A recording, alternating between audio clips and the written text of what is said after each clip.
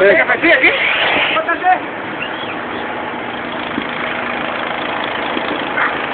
Esos que están saliendo no es gas. Esos tienen material y nada más es lo único que están aventando es la pura presión que tiene el material. No son tanques.